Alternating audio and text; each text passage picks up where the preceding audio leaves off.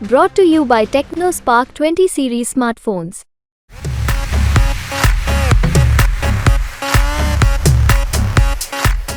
राम मंदिर को जब भी मुद्दा बनाया गया, बाकी पूरी दुनिया में इसको कैस किया हो भाजपा ने, लेकिन यहाँ अयोध्या में और उत्तर प्रदेश में नहीं कैस कर पाई। जो आकलन आए हैं सामने और जो भी वरिष्ठ पत्रकारों ने बताए हैं, वो जो मॉब की एक हवा होती है, जो चर्चा होती है, जैसे आप आए हमसे पूछने लगे तो लग रहा है कि भी भारतीय जनता पार्टी यहाँ से स्वीप नहीं कर पा रही। चुनाव चला रहा है भारतीय राजनीति का मोदी मंदिर, बस इसके आगे कोई जाता तो ईश्वर करे वो नहीं जा पाएगा। पहले लोकसभा चुनाव की सुगबुगाहट, फिर मतदाताओं को रुझाने का दौर, मतदाताओं को रिझाने के बाद फिर वोट देने का जब मौका आया और सभी प्रत्याशियों की किस्मत उनके ईवीएम में बंद होने वाली हुई, तो अब इस बात की चर्चा कि कौन जीत रहा है और कौन हार रहा है, यह सबसे अच्छा बताते हैं कलमकार, जिनका अनुभव उस भट्टी में तब के आता है जहां से वो अपने अनुभव को कलम की स्याही से कागज पर उकेरते हैं। तो हमारे साथ ऐसे ही लोग हैं।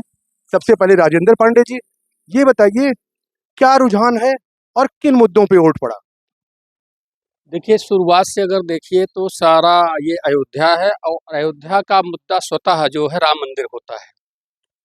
हमेशा परिणाम, चाहे आप नगर निगम का चुनाव देख लीजिए या कोई दूसरा चुनाव देख लीजिए, शुरुआत में तमाम तरह की चीज़ें आती हैं, उसके बाद लास्ट में परिणाम जो है वो राम मंदिर पर आकर के टिक जाता है। हालांकि ऐसा इस बार नहीं महसूस किया जा रहा है, उसके पीछे कारण है।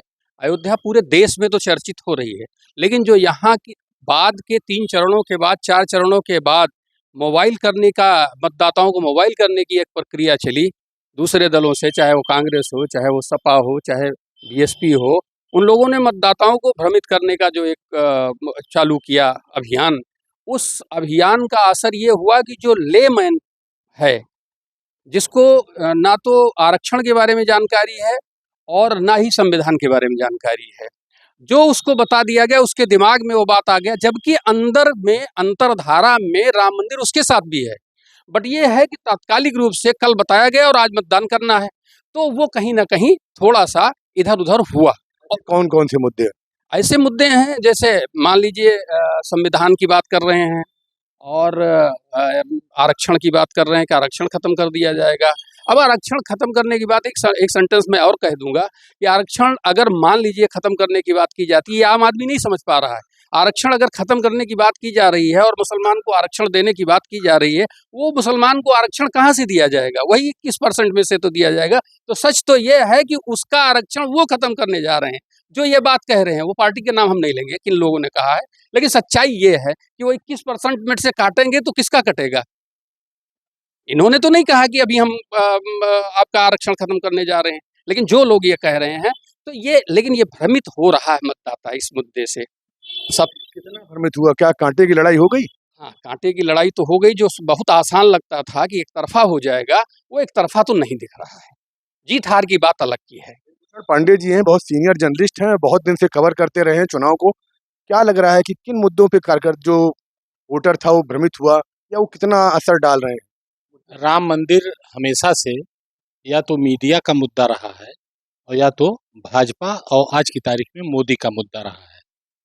हमने बहुत पहले से राम मंदिर आंदोलन भी कवर किया है, चुनाव भी कवर किया है।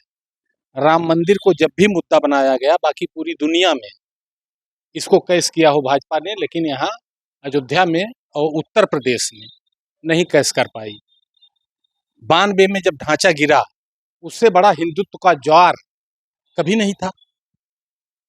प्राण प्रतिष्ठा में उससे बड़ा ज्वार नहीं था हिंदुत्व का, लेकिन 92 में जब ढांचा गिरा करके चुनाव के मैदान में ये गए तो साफ हो गए एकदम। आपके फैजाबाद जिले की 5 सीटियां हार गए थे, एक खाली जीते थे अयोध्या। राजेंद्र पांडे जी कह रहे हैं कि मतदाता गुमराह भी हुए हैं। राजेंद्र पांडे कह रहे होंगे, आप हमसे बात कर रहे हैं। राजेंद्र पांडे 2020 में शिलान्यास किया मोदी ने, उसके बाद उत्तर प्रदेश विधानसभा का चुनाव हुआ, 57 सीट योगी की कम हो गई, 2 सीट यहाँ फैजाबाद में कम हो गई, भाजपा की खर्च हो गई।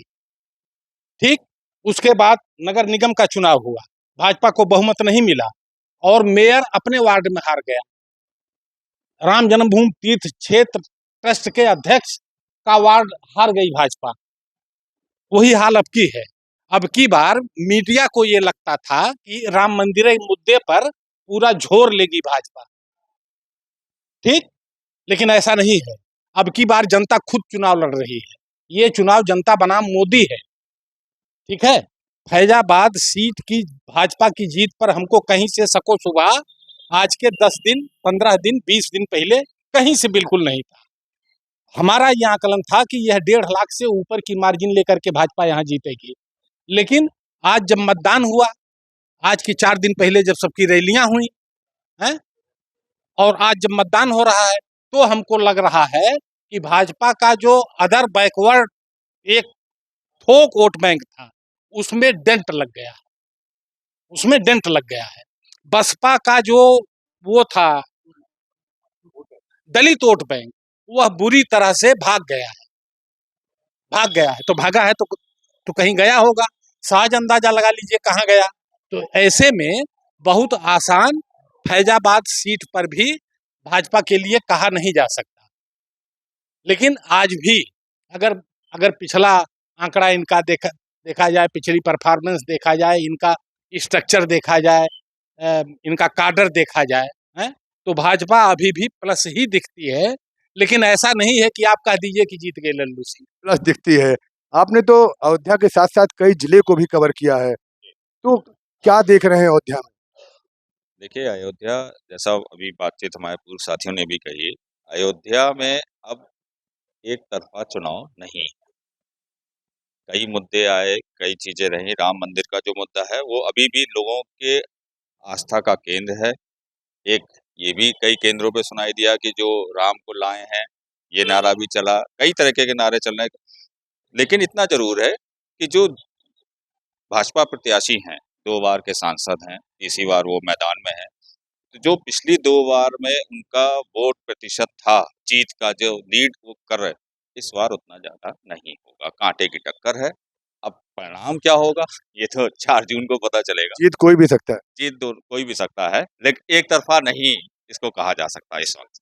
प्रमोद पांडे जी, आप भी अलग अलग अखबारों में काम किए हैं, लंबा अनुभव रहा आपका, क्या लगता है चुनाव समय? चुनाव में लड़ाई टफ है, ध्रुवीकरण ठीक से हुआ है, गठबंधन और भाजपा की सीधी टक्कर है। मुझे एक बदलाव खास तौर पे दिख रहा है, जो मुझे अच्छा भी लगा बतौर पत्रकार, कि इस बार जनता अपने मुद्दों पे लौटी है। भाई राम मंदिर का मुद्दा ठीक था, यही शहर की जनता थी, यही लोग थे। रामलला हम आएंगे ना, मंदिर यही बनाएंगे, तमाम बंदिशें, उसके बाद गली कूचों से पहुंचना, कई कई दिन भोजन न करना, कार सेवा करना, सब कुछ इन्हीं लोगों ने किया था।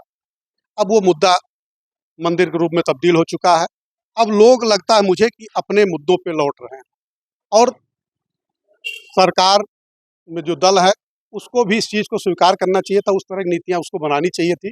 जहां हमको लगता है थोड़ा विफल रहे। इस तरह से कह रहे हैं, लग रहा है कि आपने बता दिया कि बीजेपी के लिए बड़ा संघर्ष का दौर है। संघर्ष का दौर तो है, इसमें कोई बट नहीं हो, हर आदमी यही कह रहा है, संघर्ष है, उसमें कोई बट नहीं है, संघर्ष है। ऊपर नीचे भी हो सकता है। अब ये तो परिणाम बताएगा। फिलहाल संघर्ष है, ध्रुवीकरण तेज हुआ है। कमर अब्बास जी भी हैं, वो कई अखबारों में रहे। कहाँ आप कमर अब्बास जी छुपे छुपे घूम रहे हैं? आप इतना किनारे काहे चले जाएंगे भाई? आप ऐसा अरे काहे? आप ऐसी चर्चा कर रहे हैं ना कि भारतीय जनता पार्टी पूरे किनारे चलेगी, हाँ।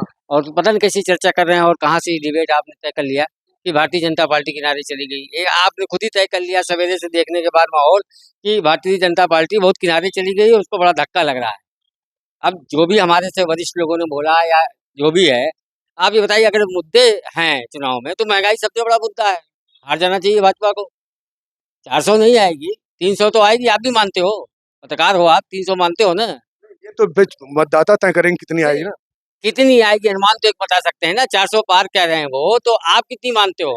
तो आप जैसे लोगों से समझ रहे हैं कि क्या चीजें हो। तो कह रहा हूँ 300 प्लस रहेगी भारतीय जनता पार्टी। में बताइए यहाँ से कैसे हार रही है? का समीकरण आपने सवेरे से लेकर देखा अब तक, अब चुनाव खुद खत्म हो गया, तो क्या क्या रहा है कि जो पोलिंग हुई है? अभी तक जो आकलन आए हैं सामने और जो भी वरिष्ठ पत्रकारों ने बताए हैं, वो जो मॉब की एक हवा होती है, जो चर्चा होती है, जैसे आप आए हमसे पूछने लगे तो लग रहा है कि भी भारतीय जनता पार्टी यहाँ से स्वीप नहीं कर पा रही है। और ये देखिएगा कि नतीजे जब आएंगे 4 जून को, तो भारतीय जनता पार्टी ठीक है 1.5 लाख से नहीं स्वीप करेगी, 60-70 हजार से स्वीप करेगी, तो स्वीप तो मानेंगे आप उसको, कि उसको हारा हुआ मानेंगे। तो ये कह देना कि मुद्दे हावी हो गए हैं और गठबंधन हावी हो गया है। अभी अखिलेश जी की रैली रुदौली में हुई थी और मिल्कीपुर में क्या बवाल मचाया उनके कार्यकर्ताओं ने। तो एक चीज नहीं देखी जाती, एक राष्ट्रीय स्तर पर एक दृष्टावलोकन होता है, उसके स्तर भी मतदाता वोट देता है।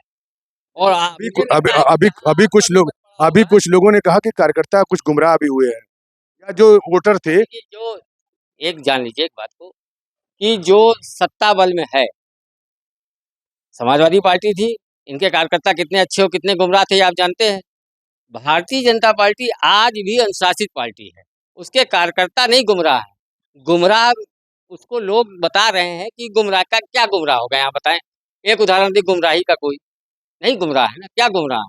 वो अपने काडर पे काम, बूथ पन्ना प्रमुख सब अपनी अपनी जिम्मेदारी। जैसे राजेंद्र पांडे जी ने बताया अभी संविधान बदलने को लेकर बड़ा गुमराह हुए। संविधान, मैं आपसे एक बात बोल रहा हूँ कि अगर महंगाई ही मुद्दा थी, संविधान ही मुद्दा है, और 8 लाख रुपया 8,000 रुपया देने वाला ही मुद्दा है, तो क्यों नहीं स्वीप कर ले रही है गठबंधन यहाँ से, उत्तर प्रदेश से और पूरे देश से?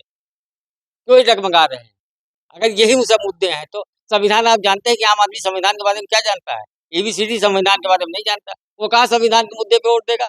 उसको तो मंदिर दिखाई देगा, मोदी दिखाई देगा। 2 चुनाव 2014 से जो चुनाव चला रहा है ट्रेंड भारतीय राजनीति का, मोदी मंदिर बस।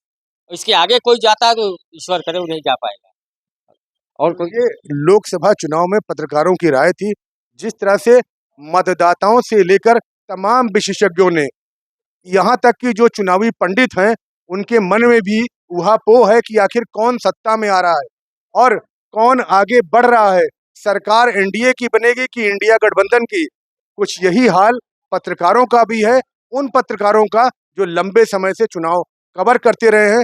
इसलिए सबके मन में एक भेद है, और यह भेद खुलेगा जब मतदाताओं द्वारा दिया गया वोट ईवीएम से बाहर निकलेगा।